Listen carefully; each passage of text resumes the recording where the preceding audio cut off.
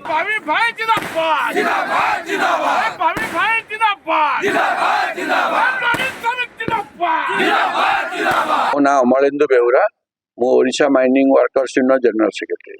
देखंतु दीर्घ 20 दिन आंदोलन हला परे शेषरे श्रमिकंकर न्याय्य हक आगरे इंफा कंपनी मुंड नुआइला एवं तांको दाबी आगे समस्त दाबी को से मानिला जे मु दाबी पूर्ण करी एवं लिखित प्रतिश्रुति देला।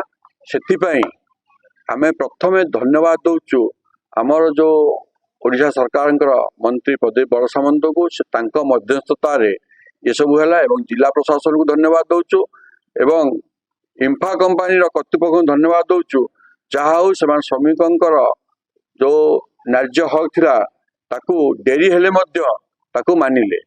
तेणु से समस्त को आम धन्यवाद दउचु ओडिशा माइनिंग वर्कर्स यूनियन तरफ एवं कही दउचु ये जो धारणा हैला ये होची पूर्व यूनियन अपारगता जोगु ये आज धारणाटा हैला। जदि पूर्व यूनियन जेतबेले ता सांगरे समस्त थिले सेतबेले जदि आंदोलन करिकी ए हक टाकू से नहीं था ताले आज आंदोलन आवश्यकता नथिला। तेणु तार अपारगता से बर्तमान नुचौची। तेणु आज लोक मैंने खुशी अच्छा तेणु आम संगे जोग देइचंती एवं समस्त को धन्यवाद।